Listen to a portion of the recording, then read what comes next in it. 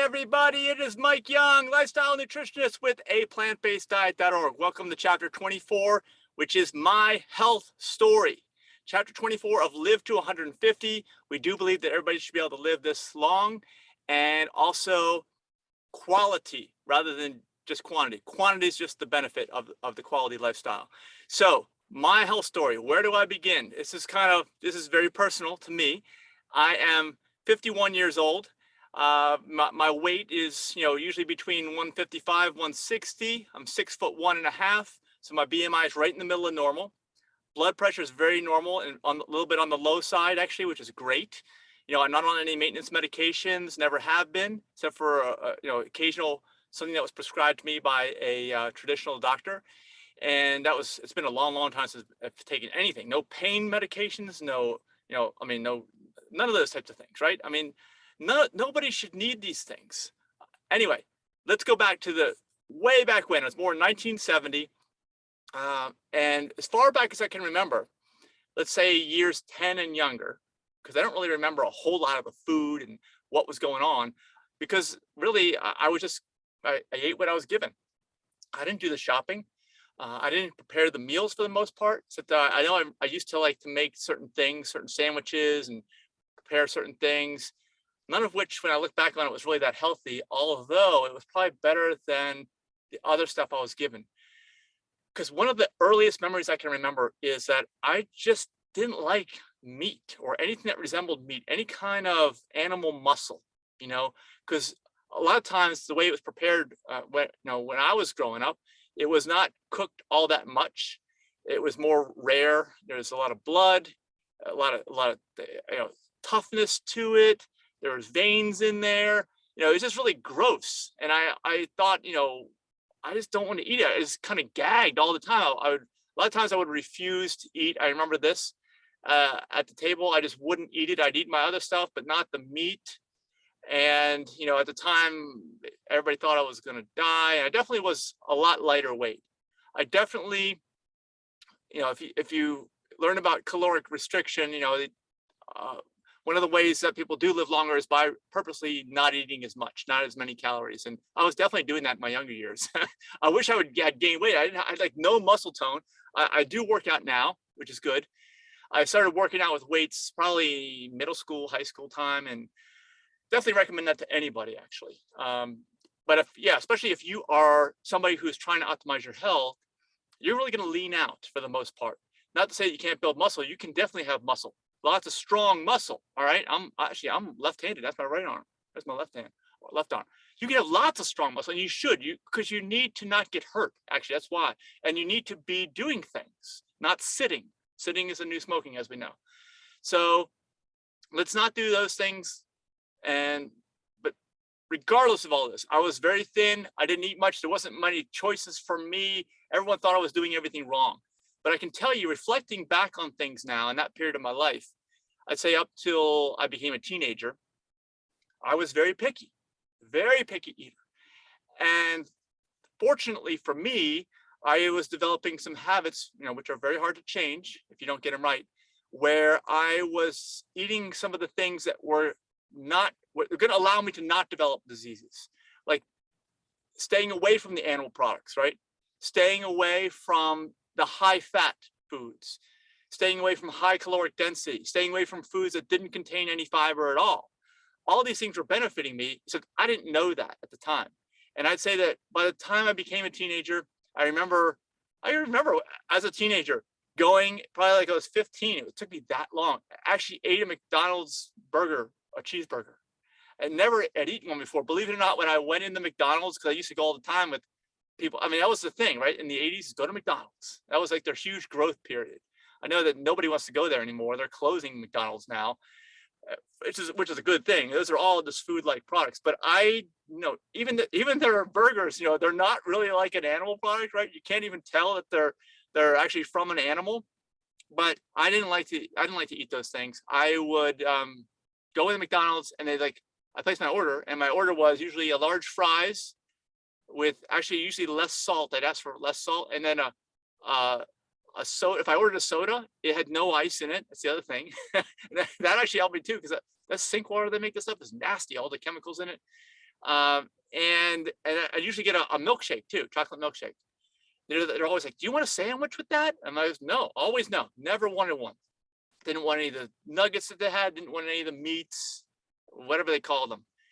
And so that was my life, going out to McDonald's. And I would never recommend anybody go there. Not even for the fries. Look them up on the internet. They have like 16 ingredients, most of which we don't even know what the heck it is. It's nothing natural. Even if they're not even vegan, actually. They have beef broth, beef Italian in there. I remember also going to my grandparents, and they would make as many things, health destroying foods that they gave me and others gave me, and even my parents gave me. They were all just different levels of health destroying foods, I'd say. My grandmother used to cook, and for whatever reason, she would make some of her chicken noodle soup. A lot of times, one pot would have salt, the other pot would have no salt, and I'd always go for the no salt. I would just eat that and eat that. And I know that now as an adult, I have such a high sensitivity to salt. I know that they say 1,500 milligrams is what you can handle in the day, during the course of a day, or at least they say that the average human can do that. That's the limit. My limit's got to be much lower than that. I know it affects blood pressure and many other things too. It's not good. It preserves you. It embalms you almost, eating all the sodium. Just like it does to the foods they're saying, oh, we got to put in there to preserve it. Yeah, well, you're going to be preserved, like embalmed, like dead. Okay, you don't want to be like that. You want to be alive. Okay, living is not preserving. It's, at least I don't think, not like preserving. I think of as like something's already dead and you just want to preserve it from decomposing. Okay, but life is, you're constantly building and doing. You don't want to do that. You don't want that dynamic in there. So like I said, with my grandparents, I would be the one that I had bowl after bowl of the soup with no salt in it. It was great, because the alternative was just a big salty mess. It tasted like a salt shaker to me. I didn't like it, and I didn't even think about the after effects or anything like that. But again, as a teenager, I finally had my first cheeseburger. It was a Big Mac at McDonald's, and then from there, just kind of, it was a big avalanche of falling right into the standard American diet from that point forward. Got married when I was 20, it's early, and I didn't really do the cooking, and the foods that were prepared for me were very good. They tasted, I really liked them, no question about it. Unfortunately, they were full of animal products, high fats, high percentage of calories from fats, and weren't doing me any favors. Even many of the selections I would choose, I was choosing, I would have, at the time, actually, after I got married, I started working in my landscape business. And I said here in the book that you cannot out exercise a bad diet, but there's a way that you can maintain, but even then it's not optimal, not even close. I was working outside of my landscape business anywhere from 5 to 7 days a week of physical hard labor outdoors in the heat during the growing season in the DC area. I still have that business. Actually, I still do some of that work to this day, but I was working it way more than I am now. And I would have all these foods, but eventually catches up. And even during that time, I was like, I couldn't put enough weight on because I was constantly doing all this stuff. Like I said, it had been like a lifelong thing. I wasn't putting all the weight on, but I was still picky eating as an adult. Even with all these animal product foods introduced, I was still doing way better than the average person out there. I definitely was.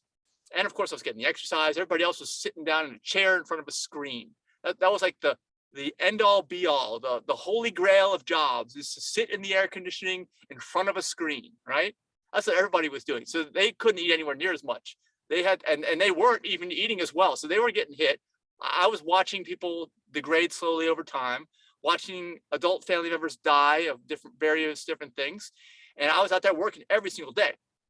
But I would have, like, I remember after, one of the things my kids really liked was after a meal, usually I would go out whenever this stuff was on sale, like at Breyer's ice cream, the Turkey Hill, these types of things, a really rich, thick, heavy, dairy-based chocolate. Of course, I really like chocolate. I would take an entire half gallon, put it in the blender with some milk, and that would just mix it up. And that was mostly my dessert. I would give a little to the kids and everybody else after that or during that process, but it was mostly for me. I was kept wanting to eat and eat. I was doing all this work, during the day. I was very, very hungry. So that was working against me too. And I remember at one point, I was around the age of 30, so 22 years ago. I went to a doctor, and I'd never really gone to doctors, never really seen them. I had a lot of activity. I didn't break any. Actually, I did fracture wrists. I did fracture my wrist one time. I had a bunch of injuries, but I worked right through them. I realized that the body healed itself. I didn't need to go to the doctor. Didn't need to, because, short of it being a traumatic situation where the body would never heal on its own, I would go. But I just didn't go. I didn't go to the doctor. Didn't really see, I never really said, well, the body's healing itself. I just knew that I don't know why you have to go. I don't know. I just never couldn't quite figure out the logic there. Because whenever you start going to the doctors, you just keep going and they keep giving you medicines and no one ever gets better. That's what I always saw. So I always thought there was another way. And went to the doctor for a regular checkup finally when I was 30. This is during this time I had succumbed, from my teenage years into 30, probably that 10-year to 15-year time frame, working hard, working outside, right? But eating wrong. Not eating as wrong as everybody else, but still eating wrong. And it came back that my cholesterol was above 200, just above 200. And I didn't quite understand what that was. That was it the year 1990? No, I'm sorry, 2000. Wait. Okay, I wasn't 20, 30 years old. It was the year 2000. Okay, my brain's still working, don't worry. I don't have diabetes type 3 that I know of. So year 2000, Y2K, doctor says, gotta do something, I'm gonna put you on medication. That's when I started diving into the internet. At age 30 in the year 2000, of course, the .bomb crash of 2001, all that hype. But the information was out there. It was easy to get. I didn't have to go to the library. I didn't have to order books and wait for them to be shipped to my library. I could just learn. And of course, even with the hard to find information there wasn't a whole lot out there at the time, I was able to quickly determine that it was the food that was making me sick. All right, the food. And what I determined from my research was that I would cut away the biggest hurters of me at the time, the biggest things that could be causing the high cholesterol level. All right, the most bang for the buck. I didn't want to waste any time, so that's what I did. So at the time, what I did was I cut away all red meats. So I was only left with fish and chicken. And I cut away butter as well. And yeah, it was basically all red meats and butter. And that alone, actually butter, I had to cut away the ice cream as well, because anything with butter fat and high fat dairy, so any kind of high fat dairy, any kind of red meats, I just got rid of all those things and my numbers dropped. I didn't even have to go back to the doctor. I just felt better. I didn't even know I was feeling bad, because it's like that the frog in boiling water thing. You don't notice it until it's too late. But I did notice an improvement. So that was in the year 2000 at age 30. And I will tell you, from that point on, I was like the bane of everyone's existence in my household, because nobody was raised that way. I had a wife and 2 kids, and I was the only one that was really focused on this. Nobody else could quite understand what the hell I was talking about or why I was doing any of this. And all they understood was that apparently I was making their lives miserable by having this framework of certain foods that I was okay with eating and other things that I was not going to eat. And there was definitely some tension there and some stress that was created in that situation. And I just did a chapter on family and how that is. That's definitely an issue. Definitely. I even actually during that time gave up alcohol for 13 years during that time frame as well. I also recommend that you stay away from that. That's a group 1 carcinogen that causes definitely problems. We're gonna have a chapter on that as well. This is just from my history. So during this time, actually, I wasn't even drinking alcohol. But again, I had this, just not drinking alcohol doesn't do it. There's many, many facets and factors to this. So I had to cut away all the red meats, cut away actually it was butter, cheese, and ice cream. That's what it was. Butter, cheese, ice cream, red meats, gone. The worst offenders, and I felt so much better. So I just kind of continued along that path. That marriage ended in 2009. And at that point in time, when I started preparing my own foods, because that's what happened at that time, I really wasn't responsible so much for preparing all of my foods. But then when that separation and marriage ended, that was the new thing for me. Okay, what am I going to do? I didn't really think about it much, but what I realized over time was that I wasn't buying meat. I was always grossed out about meat, like I've mentioned here. And I just wasn't buying any meat. I was living off pasta, salads, organic, actually pasta sauces and stuff, and making some even better choices. I was like up in my game, actually, just because I don't like meat. I don't want to buy meat. And of course, animal muscle is just bad. Animal protein is bad for you. It all has cholesterol. There's no cholesterol if you're just eating plants. So that was another level up. And I think that I'd say I became vegetarian around the year 2009. And the next step after that, I kept going.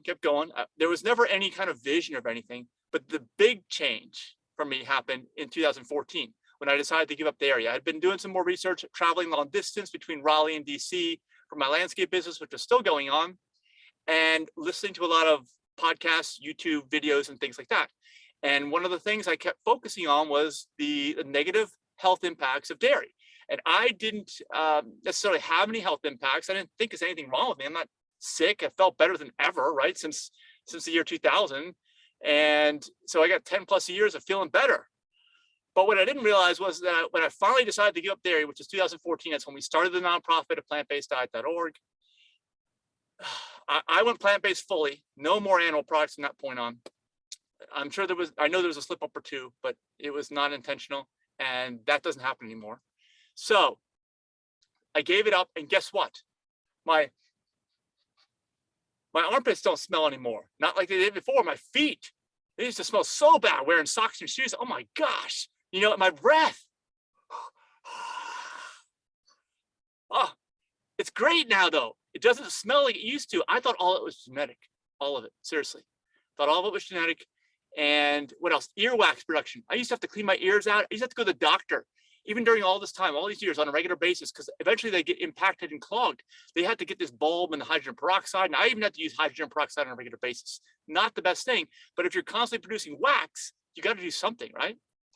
So that was the benefit for me for getting rid of the dairy, going from vegetarian to vegan, huge benefits I didn't even know existed. I didn't think anything was wrong with me again, just like every step. Didn't think anything was wrong with me. Thought it was hereditary, thought it was genetic. It's not, it's just what you're learned. It's what you're taught. When you keep optimizing, every time you optimize, your story is just going to keep getting better and better. So we hope it does. And even from that point, I wanted to be organic raw vegan at first, couldn't find anybody. Then I created all these online communities. What we have on Facebook, go to aPlantBasedDiet.org. Now click on like the local communities, look at the events. We started doing events. We got Veg Stress, we got Plants to Table events. We got a new farm and fruit festival, vegan farm and fruit festival coming up this event season, it goes from October through April. And we got all kinds of things.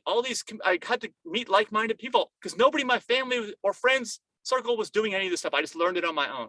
And I saw all the benefits. And we're still learning. There's still so many things. There's way more factors that we have learned in the last couple of years.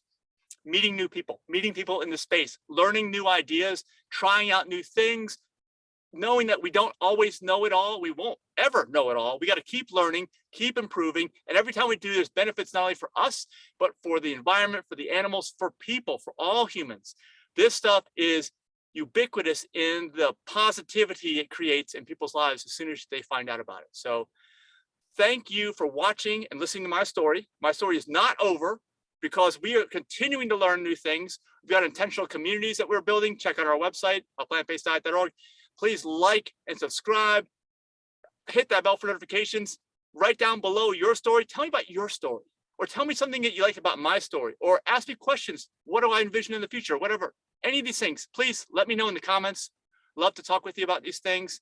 And be sure to share this video with others, along with your story on your own social media platforms, wherever those may be. Whatever your favorite platform is, we're on most of them ourselves. And the story is not over. The story keeps going because I'm 52 years young.